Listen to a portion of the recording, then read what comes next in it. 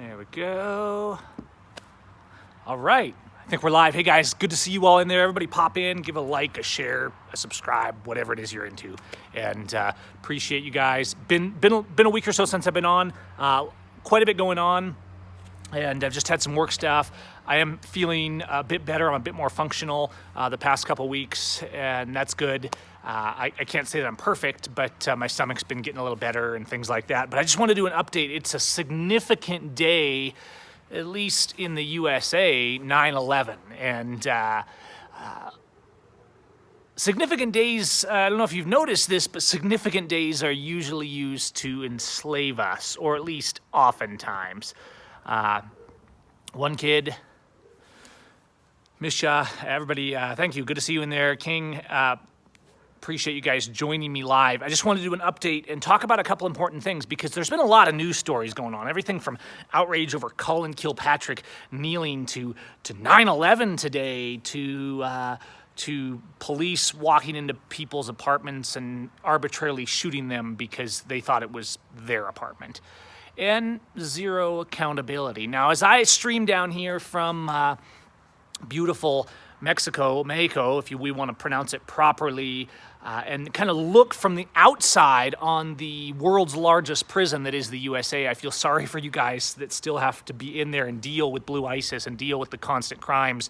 But we all have our place to be, and the more you stand up, as we talk about on this channel, the more eventually you'll realize, hey, this place is going down. The USA is going down, and you got to know when to get out. And that's why I'm here, is because I wasn't willing to be in a concentration camp. There's my Seim kids. Go check out their channel.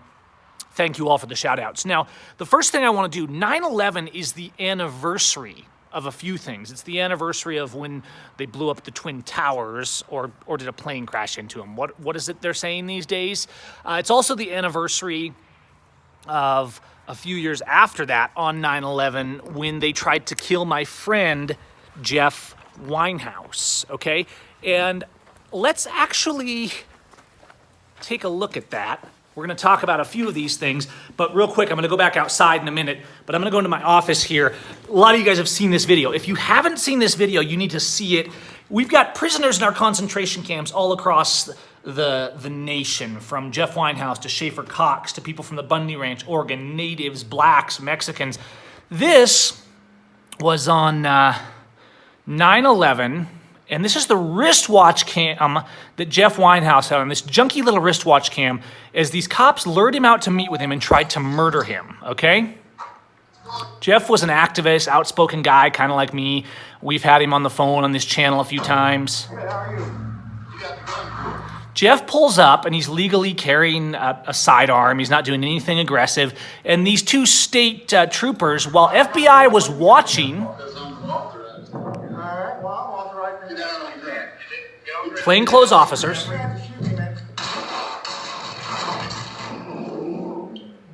immediately opened fire. Now this is the camera footage that you almost never have when cops try to murder people.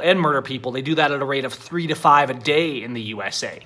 That's Henry Folsom and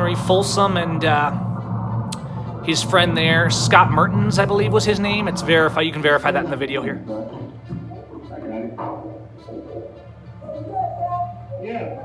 He's down, they say. Okay, so that was them trying to murder Jeff Winehouse. And when Jeff survived, even though he never lifted a finger against them, they charged him with attempted murder, and they rigged a jury and actually convicted him of attempted murder and sent him to prison for 30 years. In fact, his jury trial was so rigged that they put a shock collar on his thigh so that if he spoke up on his behalf in the courtroom, they could electrocute him on the spot. That's the state of justice. And so for those of you that don't know about Jeff Winehouse's case, we're still trying to get him out of prison, along with people like Schaefer Cox. These names I mention are important, and it's important that we understand that there's real names and real faces behind the suffering that blue ISIS, the terror and the destruction blue ISIS has brought on the USA. So remember our prisoners today. This is the anniversary of the day they tried to murder Jeff, and he's still sitting in a cage. He's being denied medical care while in prison.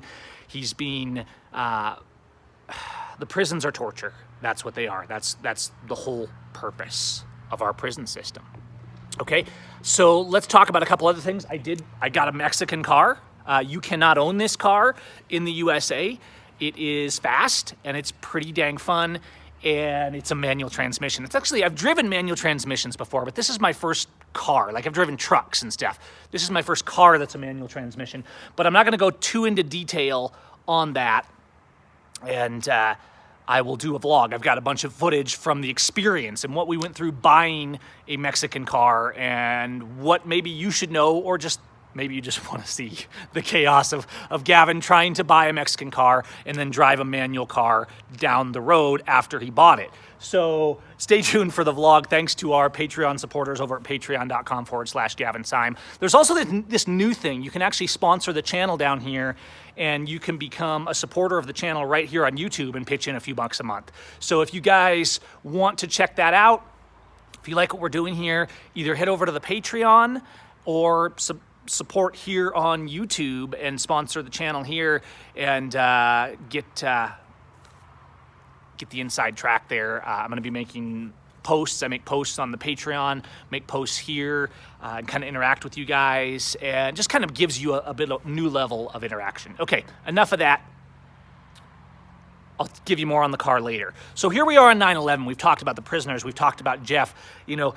9/11 is this day, you have all these so-called patriots in the USA, and they're saying, oh, they'll take it out of my cold, dead hands, and they go to gun rallies, and they wave flags, and they drive a cool American-made pickup truck.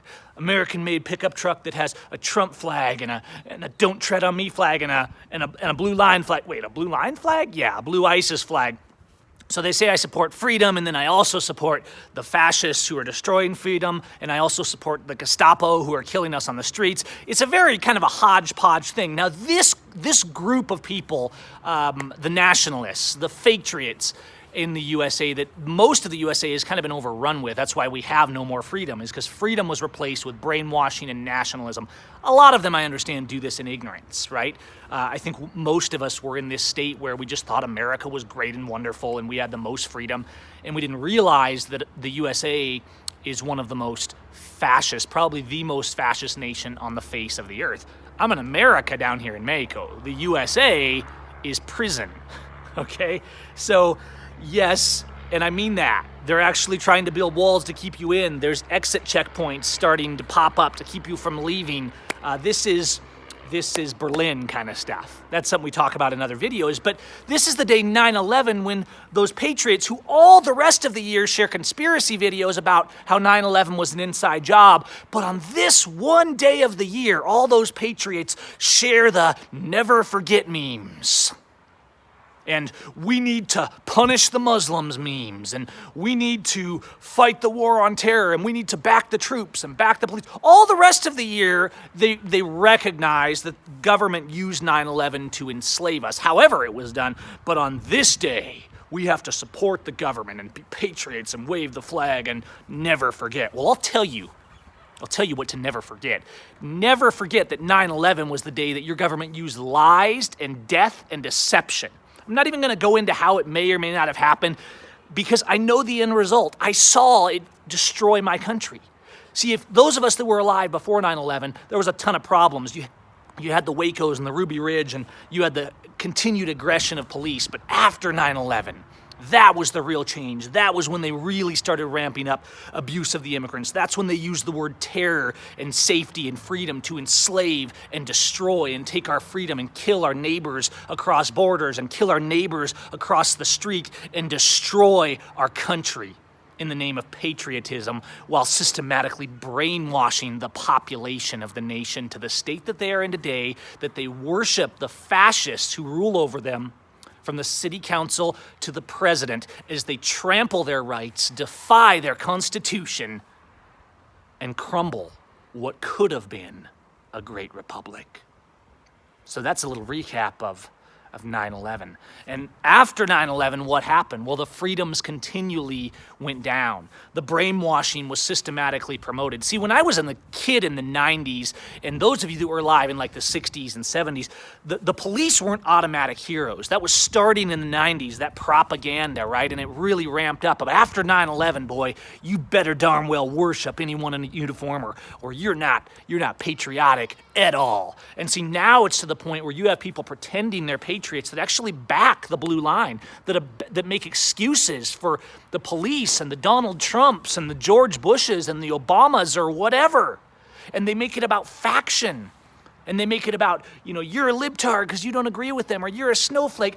Honestly, I mean, I don't need to throw around these names, but I've never seen bigger snowflakes than the patriots, than the people constantly doing anything they possibly can to make excuses for the treason of the Republican Congress, or of Donald Trump, or the politician that won in their community. It's just constant. And when you speak the truth, they hate you for it. That's why they hate me. That's why no matter where I go in the world, there's people actively seeking out, trying to find my location, put it out publicly, putting out photos of where they think I live, putting out information on me, trying to get me hurt, trying to get the government to come and get me. It's constant, because those who hate freedom and back the NWO agenda of closed borders and locking people in cages and concrete prisons, those people hate freedom. They hate the truth. They hate the Constitution. They hate the idea that individuals should be individualistic, that we should live, that we should be left alone, and that there's no victim, no crime. And that's what they ramped up with 9/11, to the point now where our police in the USA are murdering 1,200 people a year, just the ones we know about on the streets, where cops execute people on their knees with their hands up and face no punishment and don't even lose their job. Well, where they murder your dogs in your living room, and if they accidentally miss and hit your baby, there's no consequence for that either. Where police officers are so psychotic and deranged, they're so trained and conditioned to be paranoid, schizophrenic, egotistical maniacs, that they walk into an apartment that's not even theirs and see a person in there, like this lady cop we saw this last week, and they murder them in their own apartment because they so completely lack self-control. One of the things I notice about Mexico is while Mexico, because of the U.S.-sponsored drug war, has a violence problem, people are actually much less violent here. People are like, well, why would you pull a gun? Why would a cop pull a gun on somebody? Did you guys know that in Mexico, the cops have one bullet in their gun? Yeah, they have one bullet. They carry extra bullets, but the cops down here, the locals tell me they have one bullet, and if they need an extra bullet, then they can load it up. Because cops aren't allowed to pull guns on you because you yell at them, because you walk up to them, or no, even if somebody walks up and pushes a cop here, which happens quite frequently because people don't put up with too much from the police down here. A cop is not gonna pull a gun and put it in your face or shoot you dead on the side of the road. I'm not trying to be rose-colored about Mexico. It has its problems, but it also has a lot more freedom. And so as we look at this course, and I want to kind of bring this on point before we wrap up today, we have 9/11. We have them trying to murder people like Jeff Winehouse. We have them using the propaganda of fear and suffering and mothers and sons dying and war as they wage illegal war and bomb the world and make enemies of everyone. See, the rest of the world doesn't look at the USA and think freedom. They think we're a joke, but we're powerful and we have money. We're like the big trampling bully brother who will beat the tar out of anyone who gets in their way, but people tolerate him because he gives out candy, something like that. And so as people try to spread, especially in the USA, Western media tries to spread propaganda about places like Mexico, about Latin America, about pretty much anywhere in the world, it's all a part of that 9/11 scheme, that propaganda, to convince you that you are only safe in the USA. to convince you that you have it the best and the greatest and you're the mightiest and the most justified, when in reality you're the most enslaved, when the USA is the most terrorist nation on the face of the earth, when we wage illegal war on the world and kill their brothers and their mothers and their children by the tens of thousands and murder from the unborn to the aged, and then have the audacity to say that we're a Christian, freedom-loving, Constitution-following nation, and get behind the latest politician that's a member of our faction and praise and cheer them and make excuses while they mock us with their treason and their trampling of freedom. That's what 9/11 should be a reminder of for all of us. A reminder that the USA is no longer the USA, that we no longer have freedom. 9/11 is a reminder of when the tipping point, that final tipping point of when the USA ended and the fascist state of the USSA became all-powerful and enslaved us with lies and propaganda. So know when to get out. It's okay to escape. It's okay to jump the Berlin Wall, you guys. It's okay to reject fake freedom. And it's okay to go out and try and find something better. Do I know a place in the world where there's pure freedom? No.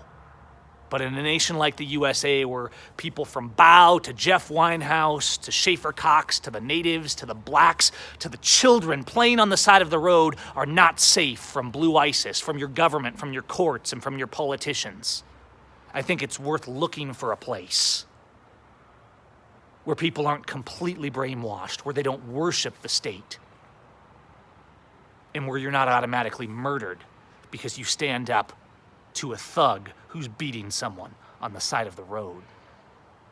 That's why I had to escape, because I wasn't willing to walk into the gas chamber. I wasn't willing to submit to the terrorists in my county who were trying to lock me into a concentration camp. And that's what 9/11 reminds me of today. All right, you guys, I'm going to do more videos soon. I'm going to try and be a little more regular. I know the past couple weeks it's been sporadic. I always try and do a couple of live streams a week and then an Exile show. Thank you to our Patreon supporters. Big shout out to them and to those of you that sponsor the channel right here on YouTube. Make sure you smash that bell icon. That way you get notifications when I go live and you can pop in here right away, or when I post new videos, so you can tick that bell icon. And I'll be doing a video soon talking about the car that I bought here in Mexico that you can't own in the USA. All right, guys, peace. Love your neighbor.